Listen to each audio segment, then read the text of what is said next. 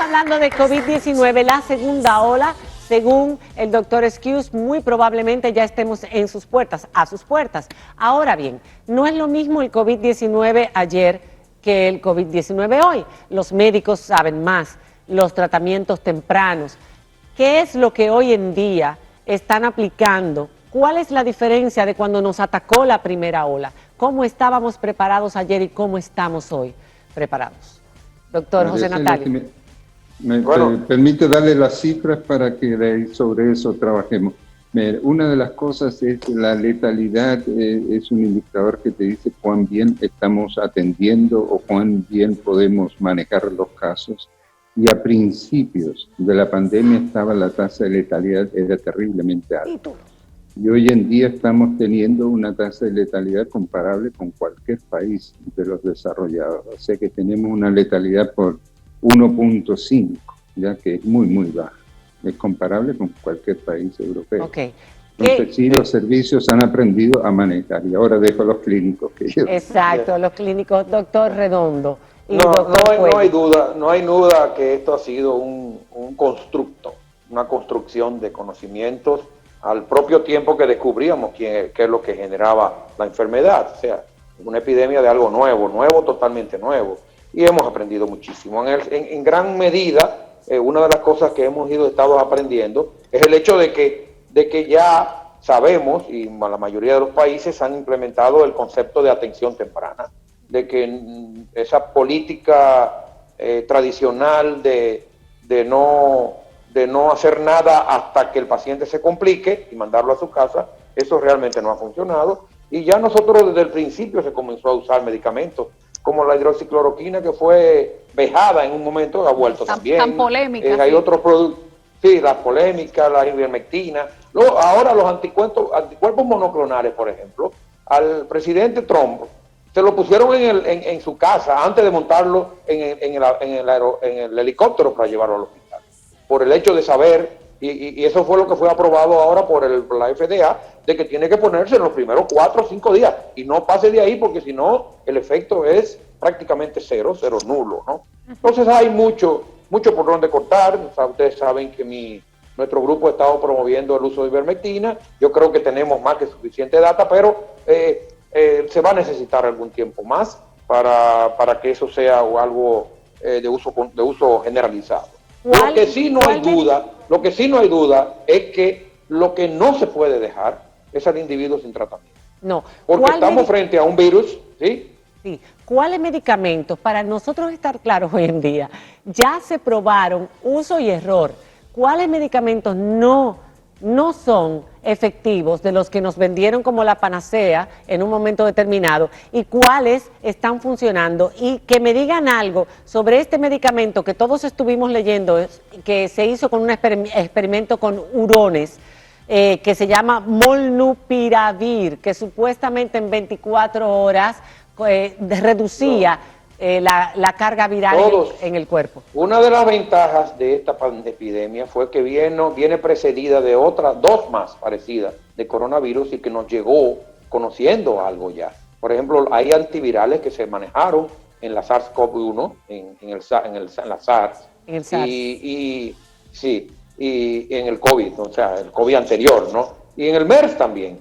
Y ya sabemos realmente que vinieron. Por eso los investigadores comenzaron, ya antes de febrero ya estaban investigando. Lo que pasa es que la investigación clínica formal es muy duradera, es muy larga, porque tiene que pasar por unas fases muy largas.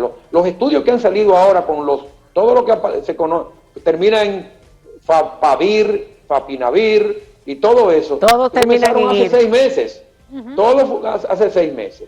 Y la verdad es que la mayoría de los antivirales tienen un efecto mayor o menor en el manejo. Lo importante es que se dé temprano. Porque eso que hemos hablado hasta ahora de los pacientes críticos, óigame, después que tú llegaste a la fase 3 o 4 de la enfermedad, la mortalidad anda entre el 30 y 40% aquí y en la Conchinchina. Doctor, y hemos aprendido porque antes, en mayo, junio, julio, se moría cerca del 50%. Claro. O sea, pero hemos aprendido. Sí. Pero en este momento, el mensaje tiene que ser tratamiento temprano, porque después que tú pasaste esa fase hacia la fase autoinmune, de autoconsumo de las células propias del individuo, óigame, hay que darle con todos los palos, y eso la verdad es que no hemos llegado a no hemos logrado grandes avances. Que no sea la dexametasona, que se usó también desde marzo, lo usaban desde marzo. Hay que dejar, la verdad que hay que dejar por lo menos un poco de esperanza en la gente que nos está escuchando. Yo me he tomado la libertad de analizar y de sacar en claro la cantidad de medicamentos que están siendo probados, algunos de ellos ya en fase 2, otros en fase 3. Y miren, me he sorprendido tanto que no podía creer lo que estaba leyendo. Por ejemplo, en un momento determinado leía, por ejemplo, que un medicamento que yo lo conocí en mis primeros años en la escuela de medicina en la década del 50 al 60, como la emetina, que es un vomitivo, que es la ipecacuana, tiene un efecto antiviral, pero más todavía, viendo esa lista de medicamentos que van a salir más temprano que tarde, encontré medicamentos tan increíbles como la mercaptopurina. Encontré medicamentos que están siendo usados para el cáncer de mama y que están siendo probados ya como antivirales. Y es una lista larga, el óxido nítrico, etcétera, etcétera. ¿Qué quiero yo decir con esto? Que la gente tiene que entender que el mundo no se va a acabar, que la pandemia más temprano que tarde va a entrar en declive y la vamos a vencer. Y que en todo este periodo que viene ahora, a principios del año 21, no solamente será la vacuna, van a venir antivirales, va a venir una cantidad inmensa de vacunas que ustedes saben que es interesantísimo el tema, los inmunomoduladores. Entonces hay tantas cosas que sabemos hoy día que antes no sabíamos, que hay que llevar un poco de esperanza a la gente. La pandemia la vamos a vencer. Y eso que esta noche, doctor Esquiu, está diciendo la OMS, estoy viendo el último reporte de hace apenas unos minutos, ¿no? Que ya sobrepasamos la cifra de 71.3 millones de personas contagiadas en el mundo. Pero todo eso va a pasar, la pandemia la vamos a vencer y hay mucho dinero y mucha investigación al respecto.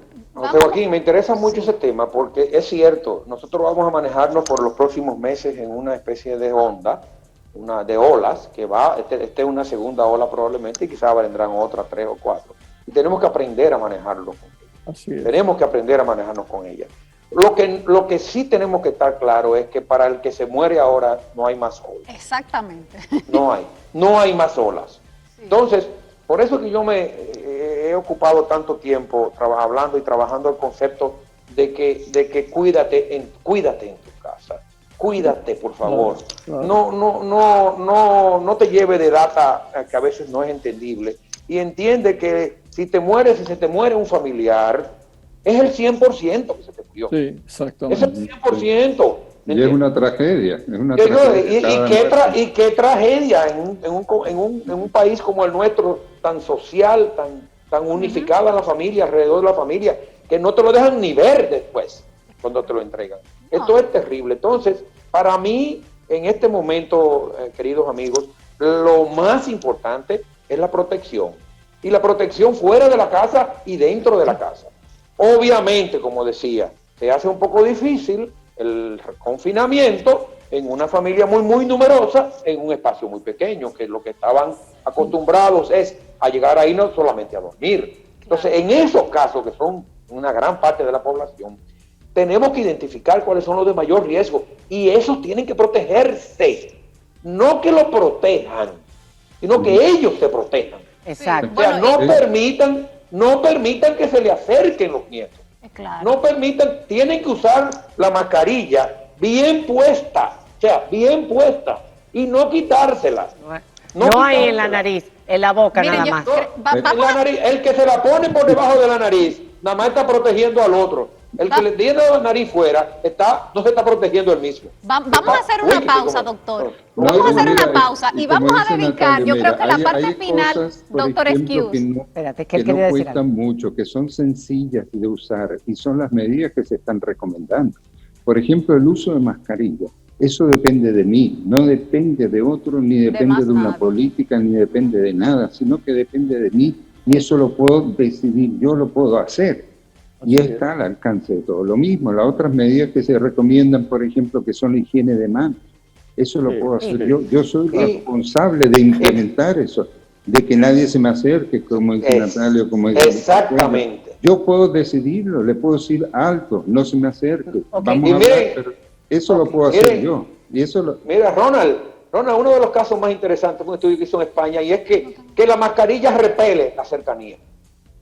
Oiga, qué interesante. El que tiene la mascarilla... Nosotros hemos visto que este pueblo se ha ido Desde que tú te quitas la mascarilla, María Cela, el otro viene y te cae arriba. Y te abraza. Y te abraza, y te da un beso. Tú le estás dando permiso. Eso es cierto. Le estás dando permiso para que te abrace. Exacto. Hemos visto que la población dominicana se ha ido acostumbrando poco a poco al uso de la mascarilla en todos los sectores sociales y en todo momento, aunque a veces la usan mal, que es lo que pasa con frecuencia, que se la bajan hasta aquí o se la bajan hasta aquí, se la suben, se cansan, uno lo entiende, pero no pueden.